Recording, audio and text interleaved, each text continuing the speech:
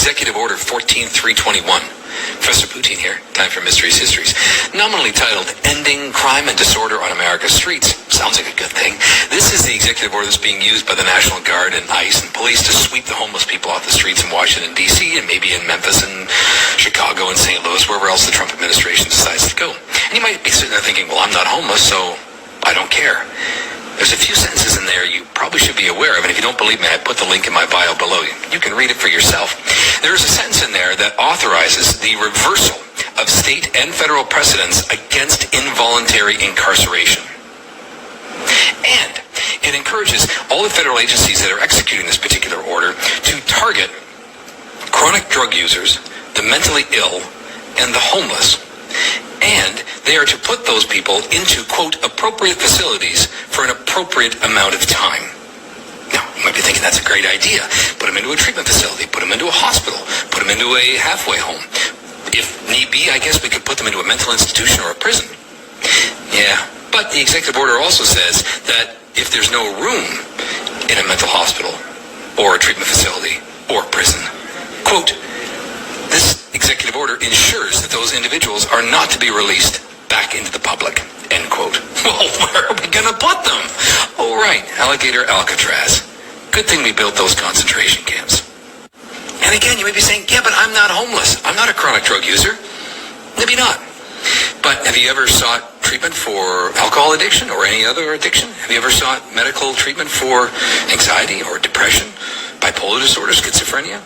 Any other mental illness? Know anybody that has?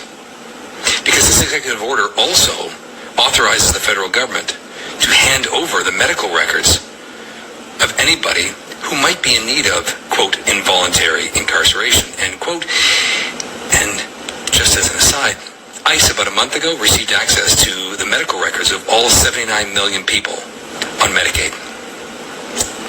Normally, this is to go after undocumented migrants, but since most undocumented migrants don't use Medicaid, what do you think ICE is searching those medical records for? We have some breaking news. What if... Shalom, shalom, Israel. First and foremost, I give all honor, glory, and praise unto Yahawadah, Hashem, or Kwakadash. Double honors to the elders and apostles, were millstone, and shalom to my YAHAWAH who are diligently waiting to be delivered from this strong captivity. This is Brother Kawakab coming at you with another lesson. And today's lesson, shalom to the spectacle brother may look like the other nations, but actually Yashua. This is Brother Kawakab coming at you with a quick lesson. I cut the video short. I'm going to put the link in the description so you can watch the rest for yourself. But this is some crazy stuff. We are, like, I know we are slowly moving into Jacob's trouble because this is some, like, grade A serious shit. Alright, this is not this is not nothing that's something to scoff at or to think, like, as he said, the dude said, well, I'm not chronic drug user, I'm not this, I'm not that, whatever. Well, that's the thing. Given the history of how in recent times, so many people have been reporting, oh, I'm depressed, or I need some medication for this, then the third and whatnot. How easily, especially for Jake that likes to go and smoke, or get some sort of prescription to go and smoke weed or marijuana or whatever the fuck and whatnot, and as well as other Edomite people and other people in general who say, oh, well, I'm diagnosed with ADHD and all these different, like, disorders and stuff like that, where they say that they're mentally ill or unable to take care of themselves. That's where they have time to say, okay, what? Let's take advantage of that and let's go and round these people up. All right. Now there was also some terrible things I was hearing about. I think I did this on another lesson before, where they were rounding up a bunch of kids and then tying them in. Like lining them up like those slave things, like those slave movies. If you've seen that movie Django in the beginning and stuff like that, like that's Slakia. I'm a little shaken up from this and something else I was doing, but basically, Jeremiah 30 verse 7. Alas, that day is great, so that none is like it. It is even the time of Jacob's trouble, but he shall be saved out of it. Now this is the thing where this is very, very. This is very scary, to us because we see that. And as the Edomite dude said, Edomite looking dude, he said that most migrants, most immigrants do not use Medicaid. So why would they need Medicaid, something that is not related to immigration, to round up the immigrants, right? And that's a very reasonable question because clearly it's not ICE is not just for targeting the immigrants; it's for targeting the Israelites, all of Jake. So now they're looking for any reasons to go after us. And this is why I said, call Haloyim la YAHAWAH and Yahawashi. Alright? Call Haloyim la YAHAWASHI that I have been saying. The Lord put the Spirit on me even before I was in the freaking truth to never go to the fucking doctor. I always said, I don't care. I don't give a fuck. I do not want to go to the doctor. I don't care. I don't care. And it's not from some bad experience. It's from the stories that I've been hearing from my own mother, my friends telling stories, and then the media telling stories on how they treat Jake and how the medical system treats people in general. Even Edomites eat fuck it. Even Edomites are not treated well or not considered.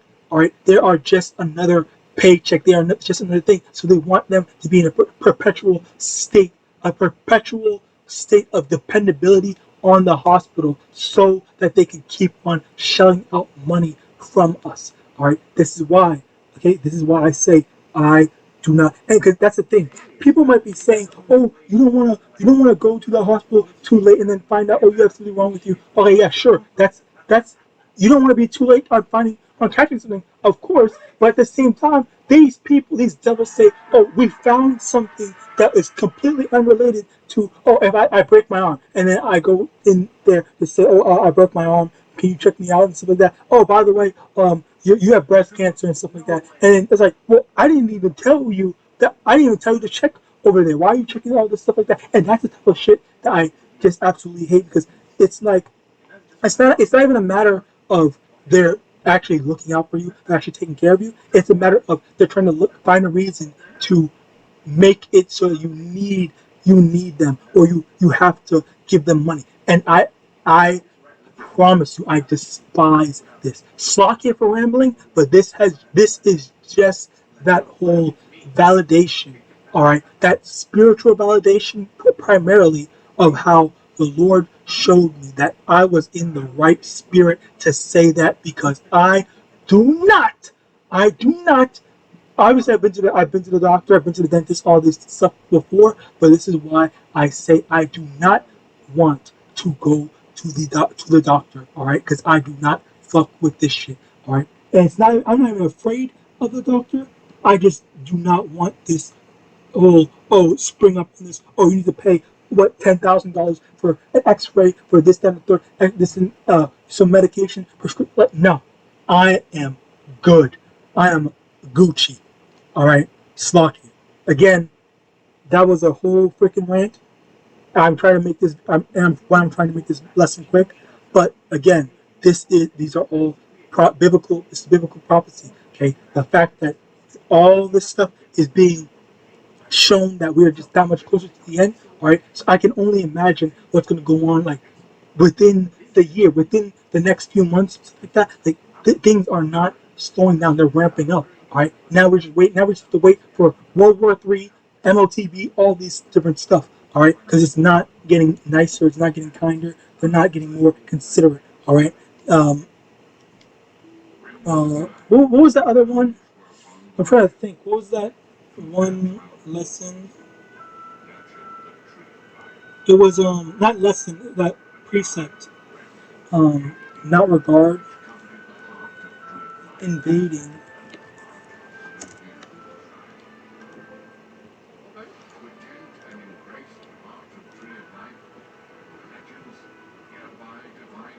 Second Ezra chapter 15, verse 16, for there shall be sedition among men, and invading one another. They shall not regard their kings or princes, and of course their actions stand in their power. And this is in regards to, just normal citizen men invading one another, saying like, okay, well, I need food. I'm gonna go join my neighbor and kill him and take his money and food and all this stuff because I need to feed my family and whatnot. And then on the other side of that, there's also this. Um, I think it's in Matthew. Is it in Matthew? I'm drawing a blank at the worst possible time. Slovakia. Um, Matthew 10. Matthew 10. No, it's shit. Oh, I can't think. Slovakia. I'm not gonna lie. I'm drawing a blank. Whatever. Habakkuk 2 verse 3, for the vision is yet for an appointed time, but at the end it shall speak and not lie, though it tarry, wait for it, because it will surely come, it will not tarry. That's another thing where all these prophecies that's going on, we know that it, it's it is definitive that it's going to happen. Yahawadah is going to return, and we're going to have to answer to all this stuff that's going on. Now, this is another thing where I'm not going to play it, but I would like to put it in the link in the description so you can go check it yourself. Where this Jake has a vision, a dream of World War III. Okay, it was very vivid to him. Definitely go check it out. Link is in the description. And for this, again, this is just more and more things. And this is the faith booster that lets us know that we are just that much closer to the end. Finally, I'll end off here. 2 Ezra chapter 9, verse 1. He answered me then and said, measure thou the time diligently in itself, and when thou seest part of the times past, which I told thee before, then shalt thou understand that it is the very same time when the highest will begin to visit the world which he made. And that's basically it. We're ending off here. We're measuring the time diligently. We're seeing all these different stuff, all the major changes, the major trouble that's going on, and we acknowledge that. Okay, what Yahawashi is that much closer to coming. And with that, I pray this lesson was edifying. I want to give all honor, glory, and praise unto Yahawadah, Hashem Yahawashi, Hashem the Prophet, the honors of the elders and apostles, the great millstone of Biblical Israelites.